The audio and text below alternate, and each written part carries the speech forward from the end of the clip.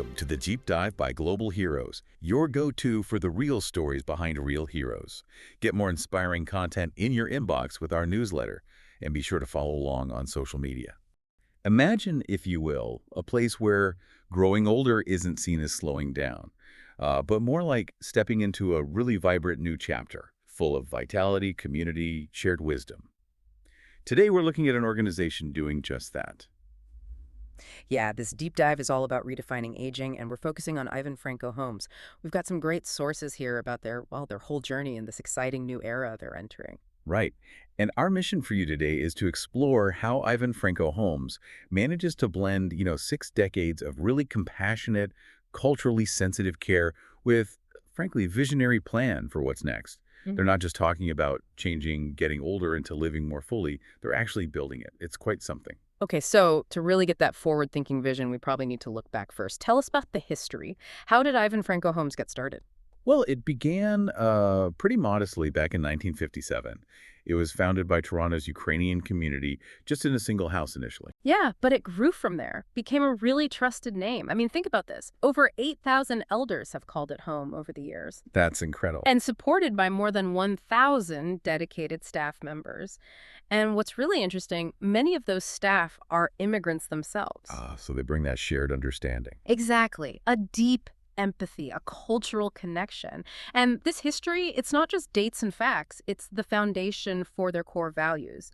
Dignity, community, cultural connection, those run deep. And clearly, they're not just, resting on that history. They're building on it. Yeah. There's this major new initiative, right? Yeah. The Center for Aging and Longevity. That's the one, yeah. The Center for Aging and Longevity in Mississauga. It's a game changer. Okay. A state-of-the-art 160-bed long-term care home. It's set to open in 2026. 160 beds. That's significant. It is, and it's on a 10-acre site, designed specifically to blend the latest innovation with that deep compassion we talked about, offering 24/7 support.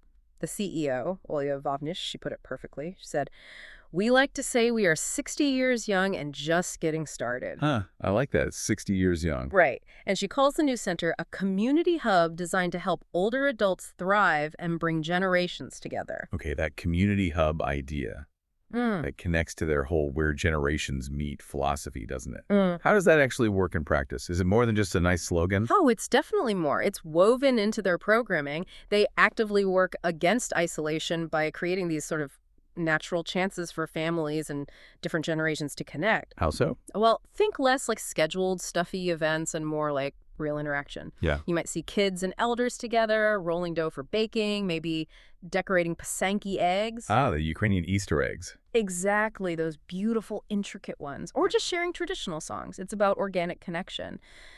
And Olya Vovnish, the CEO again, she has this great insight. She says, through their stories, our elders pass on lessons that help us see beauty and purpose in every stage of life.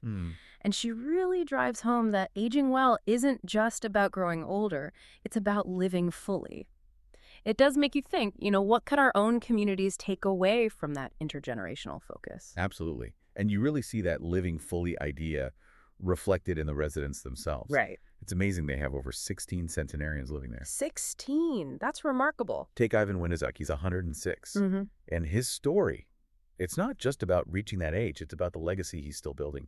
He survived the Holodomor, the terrible famine in Soviet Ukraine. Unbelievable. And Siberian exile, before making a life in Canada filled with faith, family, service, still contributing. That's powerful. And there are others, right? Oh, yes. Steph Lichkatz, 101. She fled Ukraine during World War II, found purpose helping Ukrainian churches and summer camps here in Canada. Finding comfort through community. Exactly. And Bogdan Roszko, 103. He has this wonderfully positive outlook, apparently credits filtered water for his vitality. His wife Dina also spent her final years there with him. These aren't just stories of long lives, are they? They're like living proof of what Ivan Franko Homes believes. Aging is not about limits, it is about legacy. Yeah. And you get the sense they feel genuinely honored to be part of that journey, walking alongside residents as they continue writing those legacies.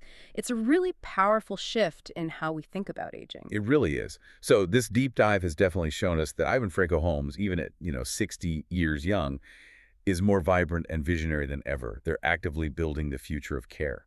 Which leaves us and you with the final thought to maybe chew on. What if we all genuinely started seeing aging not as some inevitable decline, but as this incredibly rich time, a time for creating, for cementing a legacy, both for ourselves and within our communities?